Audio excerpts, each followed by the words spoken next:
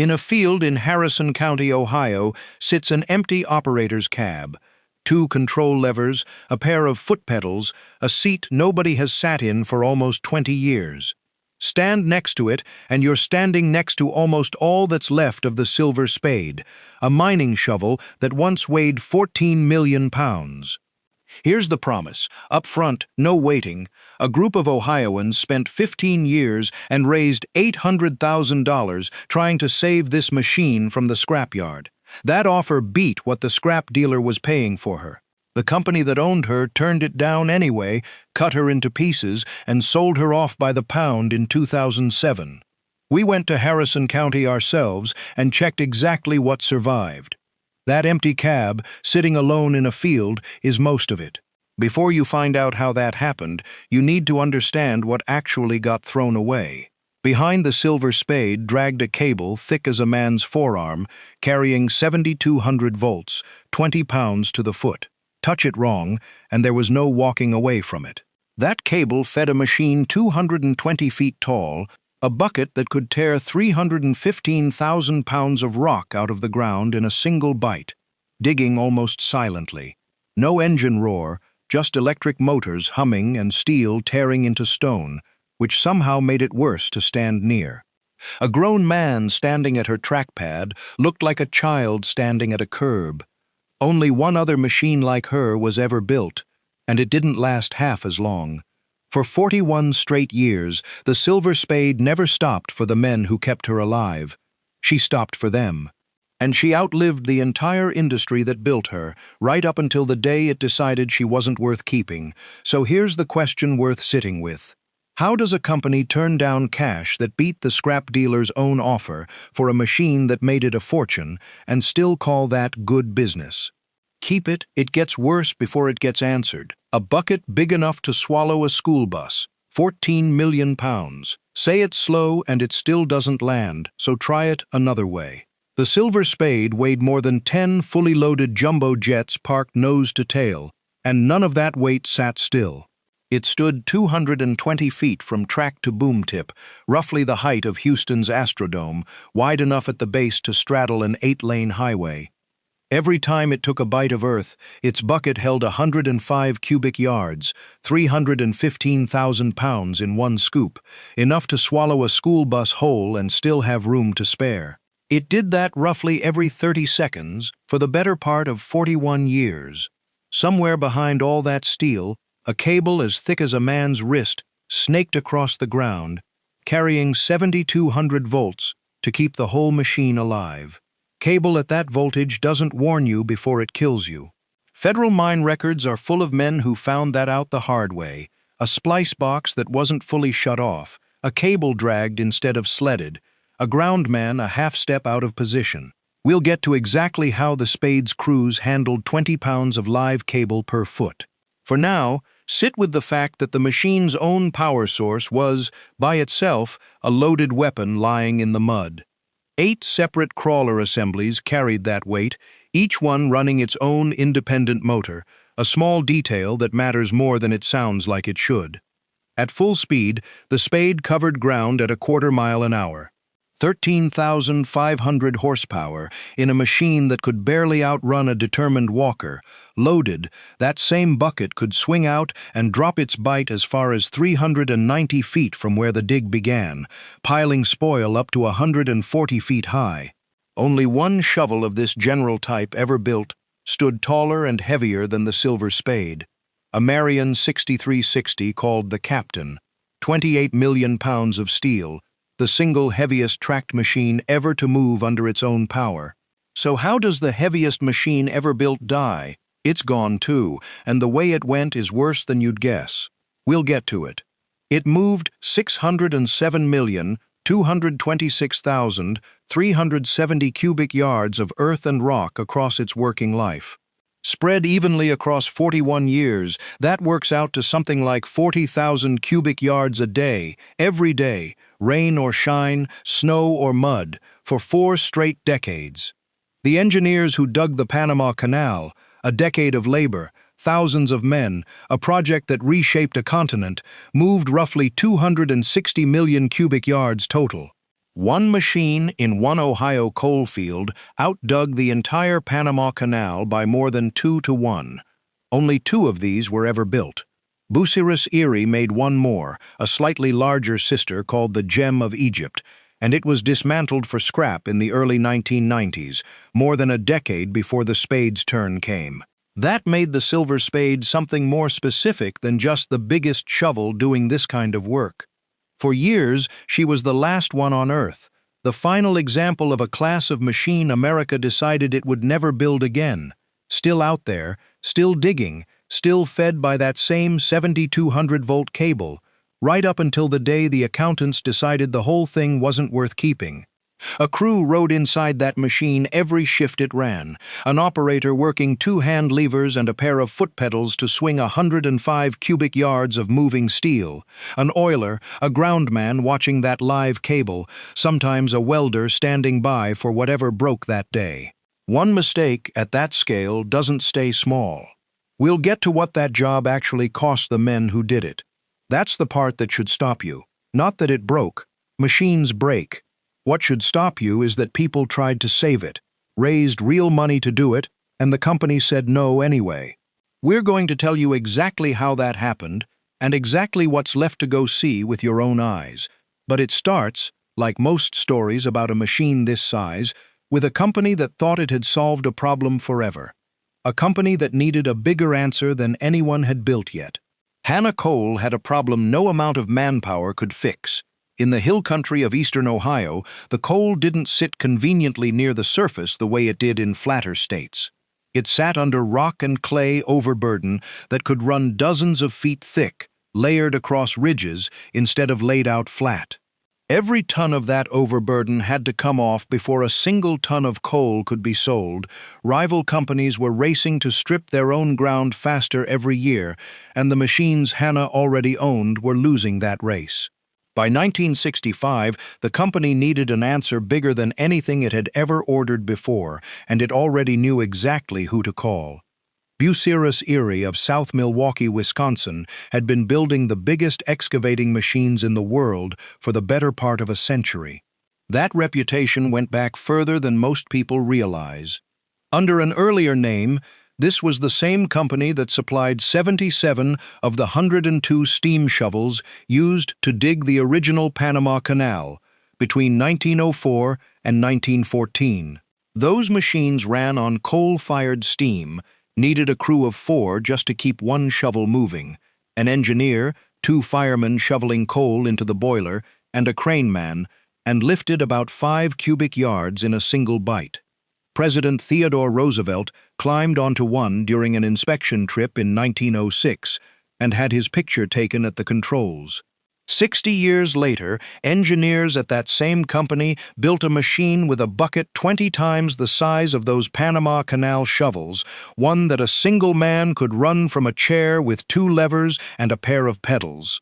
The distance between those 2 machines is most of the story of 20th century earthmoving, contained in one company's product line. Hannah Coal Company was a subsidiary of Consolidation Coal, or Consol. A decade earlier, in 1956, Hannah had introduced a shovel called the Mountaineer, 60 cubic yards to a bite, 150 feet of boom, and it made people stop and stare. It didn't stay impressive for long.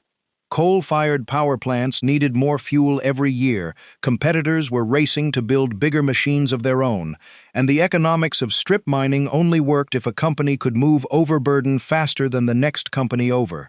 Hannah went back to Bucyrus Erie and ordered something bigger than the Mountaineer, bigger than almost anything running anywhere on Earth, a machine that could clear 105 cubic yards in a single pass, nearly double the Mountaineer's bite.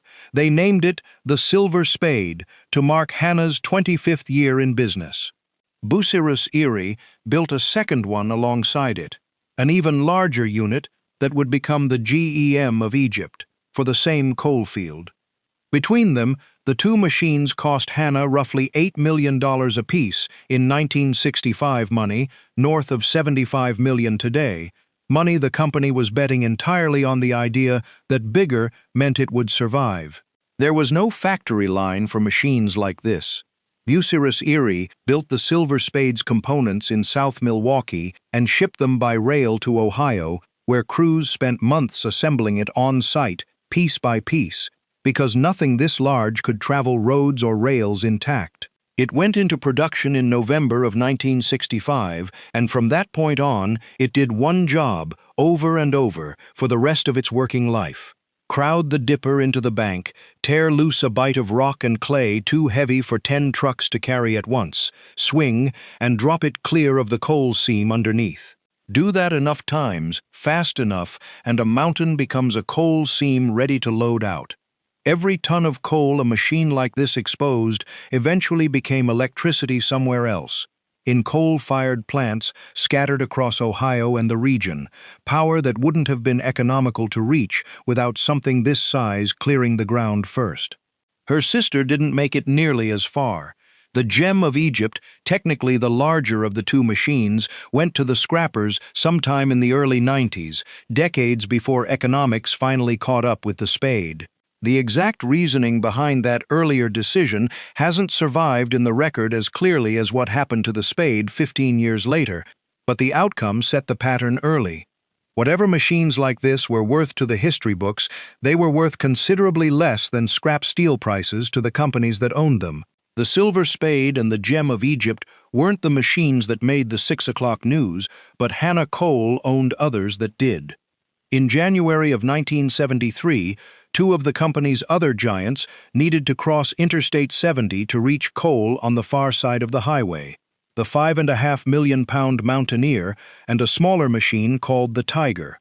Ohio granted Hannah a 24-hour permit to shut the road down and walk them across, and on a bitterly cold morning in early January, a fleet of 8 bulldozers went to work building and stabilizing a land bridge over the highway itself.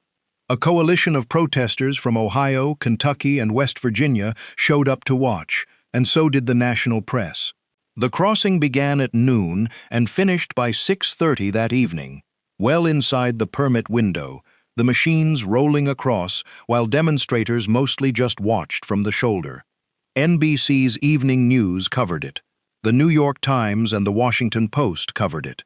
For a few days in the dead of an Ohio winter, giant strip mining shovels became the single most visible symbol in the country of a fight between cheap coal power and the land these machines tore up to get it. The Silver Spade sat that particular spotlight out, digging quietly in its own pit a short drive away. Her sister didn't get off quite so easy. A dramatic photograph of the Gem of Egypt at work in the nearby Egypt Valley ran in Smithsonian Magazine that same February, illustrating a story on the trade-off between cheap energy and the land strip mining destroyed to get it. The fight that crossing represented didn't end when the cameras left, and it didn't stay contained to just the two machines that happened to be on the highway that day. All of that engineering and all of that history still doesn't answer the real question sitting at the center of this story. Why would a company spend the equivalent of tens of millions of dollars building something this capable, run it for 41 years, and then throw it away for a fraction of what it once earned? Hold on to that. First, you need to understand exactly how this machine worked and who actually lived inside it, because the men who ran it paid a cost the balance sheet never counted. A knee joint made of steel, solving a problem physics didn't want solved. Here is the problem nobody outside the industry ever thinks about. How do you put 14 million pounds of machine on top of soft, freshly stripped mine ground without it sinking? And how do you swing a 105 cubic yard bucket on a 200-foot boom without that boom folding like a fishing rod under the load? Those two questions decided almost everything about how the Silver Spade was built. Quick clarification first, because people mix this up constantly. The Silver Spade was a stripping shovel. A dragline is a different kind of machine entirely, one that swings a bucket out on cables and drags it back toward itself to fill it, the way you'd rake leaves toward yourself from a distance. A shovel like the Spade works the opposite motion. It crowds a rigid dipper forward and up, directly into the face of the material, the way you'd shove a spade into a snowbank and lift. Draglines can typically reach farther out and dig from a more stable position without repositioning as often. Shovels dig with more direct force and precision, closer to the material, which is exactly what a company needs when it isn't just moving overburden, but trying to expose a coal seam cleanly underneath it, without wasting good coal in the process. That distinction is most of the reason the Silver Spade existed instead of just another dragline. The weight problem got solved by spreading it out. Instead of riding on wheels or one continuous track, the Spade stood on those 8 separate crawler assemblies from a minute ago, arranged in pairs, each carrying its own share of the load. Spread 14 million pounds across 8 points of contact instead of concentrating it, and the ground-bearing pressure drops to something the mine floor can actually survive.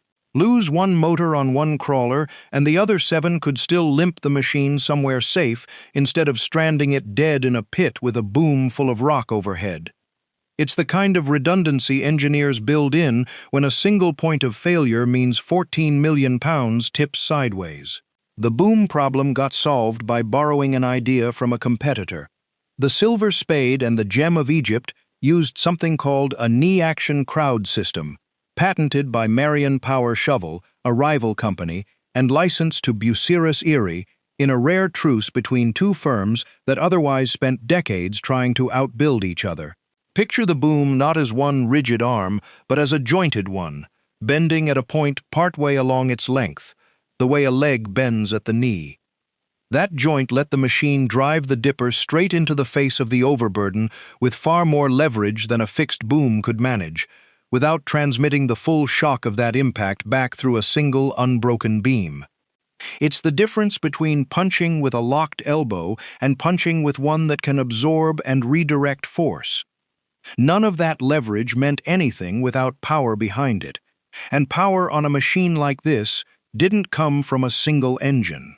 14 AC motors sat up top, spinning constantly, and instead of driving the shovel's movements directly, they drove a bank of DC generators, which in turn powered separate DC motors assigned to each specific job: 8 for hoist, 4 for swing, 2 for crowd.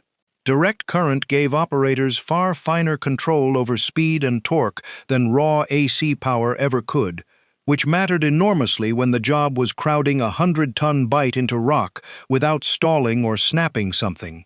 Too much force at the wrong angle, and the dipper could gouge straight into the coal seam itself before the overburden above it was even fully cleared, wasting the exact material this whole operation existed to protect. All of it ran on roughly 10 megawatts at peak output, enough electricity, if you want a comparison, to keep several thousand homes lit at once, running continuously through a machine that never needed to stop and rest the way a diesel engine eventually does. A single set of controls sent commands down through that entire chain, motor to generator to motor, every time an operator wanted the bucket to move. Now the cable. Remember it. The 7,200-volt line, 20 pounds to the foot, snaking along behind the machine. A shovel this size couldn't just drag that cable behind it the way a vacuum cleaner drags its cord. Federal mine safety rules said as much explicitly. Trailing cables on a shovel this size could not be moved by the dipper itself, only with slings or sleds built for the purpose. That meant one crew member's entire job, every single shift, was managing several hundred feet of live power cable by hand, paying it out, coiling it, keeping it clear of the crawlers, watching it the way you'd watch a snake you couldn't afford to let touch you. Get that wrong, and the mistake wasn't going to be a small one. None of this made the Silver Spade delicate. It made it the exact opposite. A machine engineered, joint by joint and motor by motor, to survive doing something extraordinarily violent, over and over, for decades, without ever being allowed to fail in the one way that would have killed the people standing near it. 20 stories up and alone with 2 levers.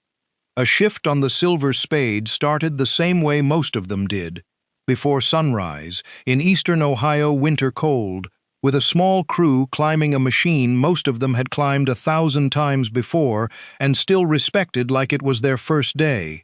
12-hour shifts were standard on machines this size, the kind of schedule that becomes routine right up until the moment it isn't. One operator sat in the cab, running the entire 105 cubic yard bucket off 2 control levers and a pair of foot pedals. An oiler kept the machine's joints and bearings fed. A groundman stayed outside, on the ground, permanently assigned to one job, watching several hundred feet of live 7,200-volt cable, making sure it never got dragged, kinked, or crushed under a crawler that could flatten a pickup truck without noticing. On a bad day, a welder waited nearby for whatever broke. Picture the cab itself, 200 feet up, at the top of a machine that swung its full weight through 180 degrees every working cycle. The operator sat mostly alone for 12 hours, watching a bucket the size of a delivery truck disappear into rock he couldn't always see clearly from that height. The electric drive meant there was no diesel roar drowning everything out, just motors humming, gears meshing, and the specific heavy crash of steel tearing into stone, a sound that carried for a mile in open country and told everyone nearby exactly what was happening without them having to look up. The isolation cut its own way. An operator up in that cab was, for 12 hours at a stretch, the only person who could see the whole operation from above, and the only one whose single mistake could put everyone below him in the pit at risk at the same time. Staying good at that job for years wasn't really about strength. It was about learning the difference between the sound the machine made when everything was fine and the almost identical sound it made half a second before something wasn't. 105 cubic yards in motion is not something you get to be careless around. When that bucket swung through its arc, fully loaded, it carried 315,000 pounds at height on a boom that didn't stop for anything in its path. Ground crews learned the swing radius the way you'd learn to read a rattlesnake's coil. You didn't need it explained twice, and you never fully relaxed around it, because a distracted half-second under the wrong arc wasn't the kind of mistake that left room for a second one. Now put yourself on the catwalk instead of in the cab. It's February, 4 in the morning, and the steel under your boots is coated in a skin of ice that formed sometime after midnight. There's no rail wide enough to grab with a gloved hand and trust completely. 200 feet below, the ground is frozen just as hard, which means a slip here isn't a fall you walk away from to laugh about later. You move slower than you want to because the machine doesn't wait for you to feel steady. The shift starts on schedule whether your hands have stopped shaking from the cold or not. Summer flipped the danger without lowering it. Inside a steel cab with windows built for visibility rather than comfort, July heat had nowhere to go, and a 12-hour shift in that box could wear a man down in ways that showed up as a slower reaction, a missed cue, a hand half a second late on the lever, the kind of fatigue that doesn't announce itself until it's already cost you something. 2 more decades of shifts exactly like this one lay ahead of her before the ending finally arrived, and when it did, it wouldn't be an accident, it would be a decision. That was one hazard among many, and not even the worst one. High walls, the exposed rock faces left standing after the shovel cut into a hillside, could and did fail without warning, sending tons of loosened rock and spoil sliding into the pit below. A wall of exposed rock 200 feet tall doesn't need a reason to let go, spring thaw, extra rain, or nothing at all that anyone could point to afterward. A groundman or an oiler working near the base of an unstable wall was working underneath a slope that had no obligation to hold just because a shift needed to get finished. And every bite the spade took kicked up coal dust, rock silica, and diesel exhaust from the support equipment working alongside it. The kind of exposure that doesn't put a man in the hospital that afternoon. It shows up 15 or 20 years later, in a lung, in a diagnosis that never makes it into a company incident report, because by then the man's long since retired and the company's long since moved on. Coal mining in this era ranked among the most dangerous work an American man could choose, year after year, and machines this size didn't lower those odds. They just changed the specific way the job could kill you. Then there was the cable, the one you were told to remember back at the start of this. Federal safety rules existed specifically because shovel cables at this voltage had killed people who mishandled them, dragged instead of slung, moved with the dipper instead of by hand, left exposed in standing water in a pit that floods every time it rains. Federal mine accident records from machines running this same class of voltage are blunt about how it happens. A splice box someone assumed was dead and wasn't. A groundman half a step closer to a live line than he realized. Did it ever happen on the Spade herself? There's no record of that exact failure happening on the Silver Spade. What the record does show is that machines just like her, running cable just like hers, killed people who worked around them for a living. The Spade's crews spent 4 decades making sure they weren't next. Giants like her did fail, sometimes catastrophically. In September of 1991, the largest shovel ever built, the Marion 6360, called the Captain, working a different Ohio pit not far from the Spade's own coal field, caught fire on the afternoon shift.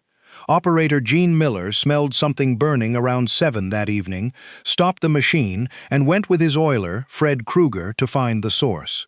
They found hydraulic oil already burning in the machine's lower works. By the next morning, when engineers finally got a look inside, the fire had gutted the Captain's undercarriage so thoroughly that repairing her was never seriously considered again.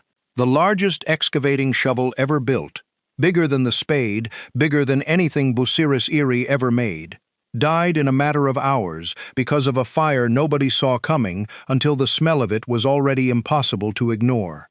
She was scrapped the following year. The Spade kept digging. Maintenance on a 1-of-2 machine was its own kind of nightmare, and it only got worse the older she got. There was no supply house stocking replacement parts for a Bucyrus Erie 1950B because only 2 of these machines had ever existed, and by her final decade the newest components on the Spade were themselves older than most of the men servicing them. Anything that failed either got custom fabricated on site or worked around entirely, because ordering a factory replacement simply wasn't an option anymore. That's the maintenance nightmare in one sentence. 1965, engineering, kept alive year after year by whatever a crew could weld, machine, or scavenge together in the field. Every hazard in this chapter was a cost of keeping the Silver Spade alive, paid in danger pay, in caution, in decades of men doing a hard job right, so nothing went wrong. None of that shows up on a balance sheet. Remember it later, when you hear what she was actually judged to be worth. None of this happened in isolation.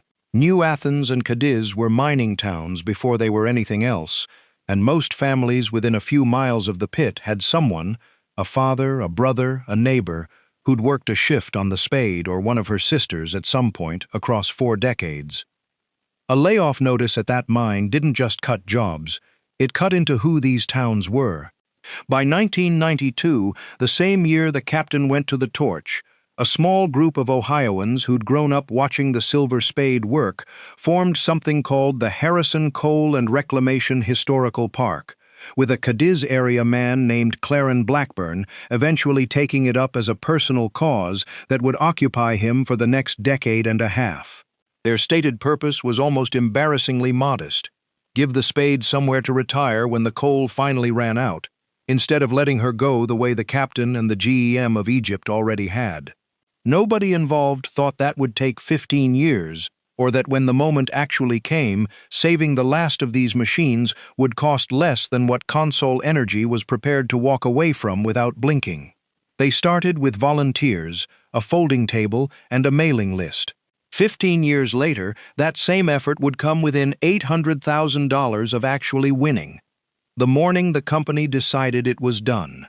By 2005, the Silver Spade had been running continuously since before the moon landing, since before most of the men climbing her ladders that final winter had even been born.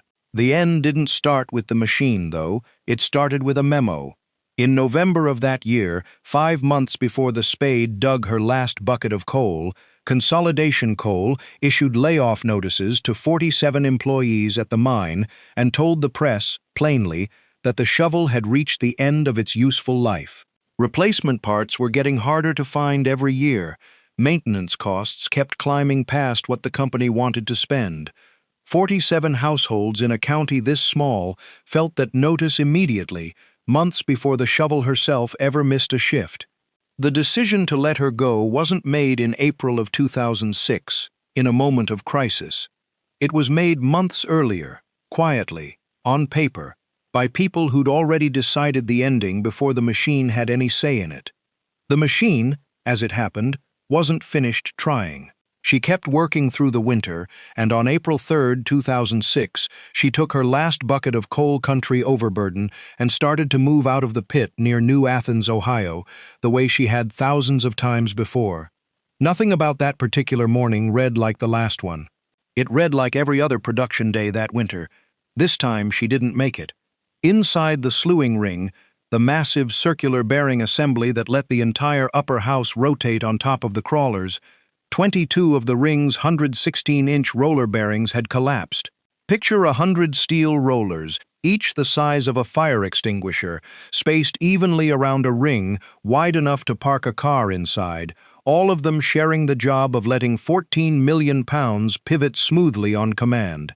How many of those can a machine like this afford to lose at once? Not many. Lose more than a fifth of them, and the ring stops being round. It starts grinding metal on metal under a load that measures in the millions of pounds until something gives entirely. Standard practice on machines this size was simple in a moment like that.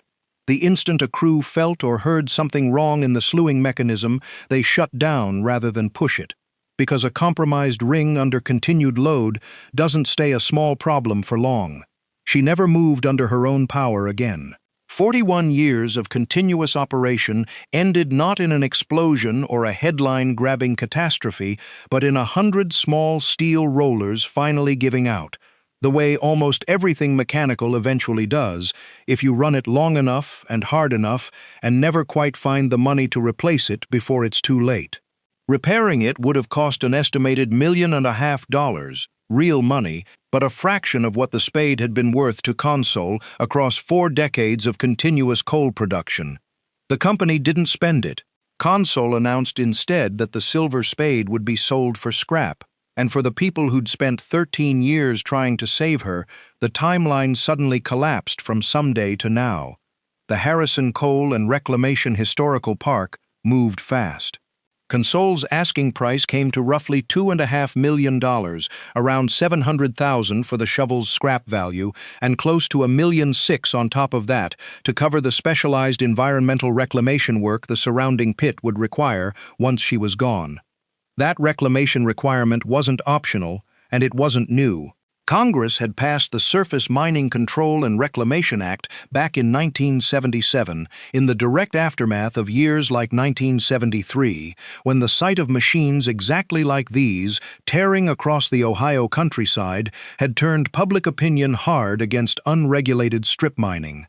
Every company operating a pit this size now owed the ground itself a debt before it could walk away, regrading, replanting, controlling drainage.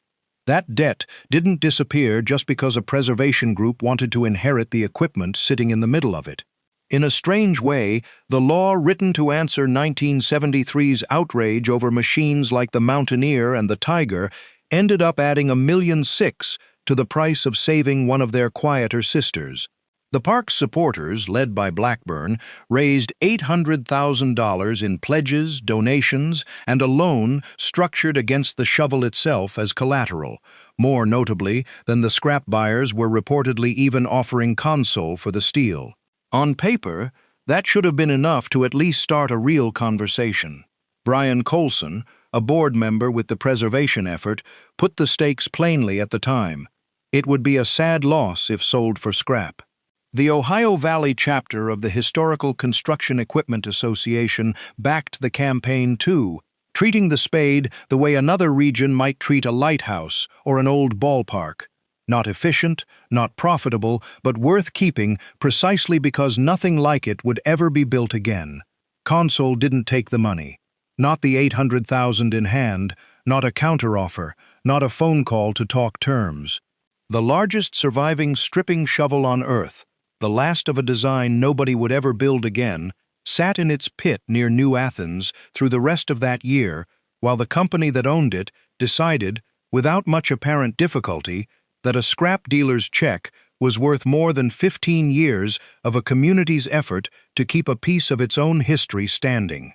Whatever the real reasoning inside Consol's offices, the outcome was the same either way. Money on the table, refused.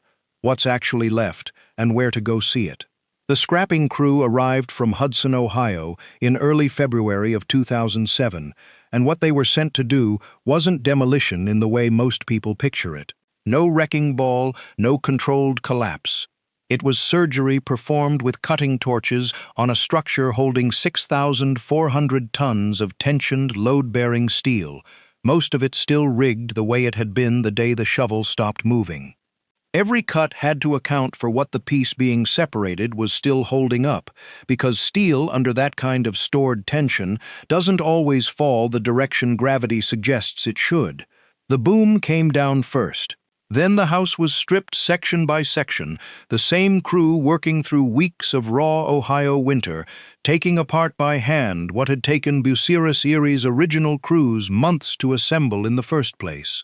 That work carried its own risk, the same way undoing any large tension structure does. A boom section drops wrong, a cable under residual load lets go faster than expected, and the crew cutting her apart inherits exactly the kind of hazard the Spade's own operators had spent 4 decades respecting. The pit itself went through the reclamation process every mine operator in Ohio owes the ground once the coal's gone. Regraded, covered in topsoil, replanted, the way strip-mined land across Harrison County has been handled for decades under the reforms that followed 1973 and 1977. Some of that ground becomes the shallow lakes and hardwood stands scattered across this part of the state today, land a stranger driving past would never guess had once carried a 14-million-pound machine on it within living memory. And once the giant shovels were gone, they weren't replaced with anything bigger. Smaller excavators and dragline fleets, more flexible and far cheaper to maintain, could do the same work at close to the same speed for a fraction of the cost. Nothing bigger ever replaced her. What replaced her was a spreadsheet. The arithmetic that said 10 smaller, easily replaceable machines beat one irreplaceable giant, no matter how much history rode on the giant. Drive out to Harrison County today, and the pit itself gives almost nothing away. Grassed over, quiet. One more reclaimed hillside among many in a county full of them. You'd need someone to point and tell you that a 14-million-pound machine once stood right there, tearing the ground open every 30 seconds, for longer than most of the people driving past have been alive. Clarence Blackburn watched most of the dismantling happen. He'd spent 15 years by that point trying to make sure it wouldn't, first helping form the Preservation Park back in 1992, then raising money, then negotiating, then watching Consol turn down $800,000 that beat what the scrap buyers were paying. When it was finally over, he didn't dress up what the fight had actually meant. Consol, he said, had treated the park's 15 years of effort as nothing more than something to string along. We blew smoke at you for 15 years, so why not take the money? Nobody at Consol ever put the real reasoning on the record beyond cost. But it's worth remembering what these machines had come to represent by the time the Spade's turn came. The same species of giant strip-mining shovel that had made national news in 1973 as the face of everything people hated about the practice. A company that, as Blackburn put it, wasn't going to be in Ohio much longer had little obvious reason to spend money keeping one of these machines standing as a monument, goodwill or not. So, we checked. Here's exactly what survived. Consol and the scrapping firm donated the complete operator's cab, seat, foot pedals, hand controls, the same 2 levers a shift's worth of operators once used to run a 105 cubic yard bucket. They donated one of the Spade's actual buckets, stripped of its teeth and its stick, too large to move any other way but empty. Stand at the base of it today, and you're still standing in front of something that could have swallowed the car you drove in on. A stretch of the original boom support cable came off on a reel, still coiled at close to its true working size, so visitors can stand next to it and understand what 20 pounds a foot actually looks like in person. Track pads, gears, a swing segment, the shovel's own steel signage plates, All of it sits today at the Harrison Coal and Reclamation Historical Park in Harrison County, Ohio, curated and maintained by the same volunteers who spent a decade and a half trying to save the whole machine instead of these pieces of it. It isn't abandoned, it isn't rusting in a field nobody tends. It's a deliberate, cared-for memorial to something that was deliberately destroyed anyway. The rest of her 6,400 tons of American engineering, 41 years of continuous operation, more earth moved than 2 Panama Canals, went out the gate by the pound, sold as scrap steel for a fraction of what she had once been worth to the company that owned her. 607 million cubic yards of coal country came out from under her bucket over 4 decades. The company couldn't find the money to keep one intact example of the machine that dug it. It could always find the money for the torch crew. Nobody has ever published exactly what 6,400 tons of retired mining steel fetched on the scrap market that year, and Consol never did either. Whatever the number was, it stood as the company's real answer to 15 years of a community asking to be allowed to pay more.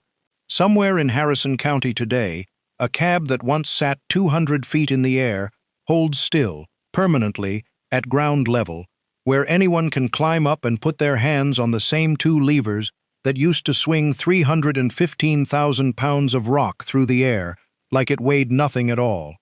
The seat is empty.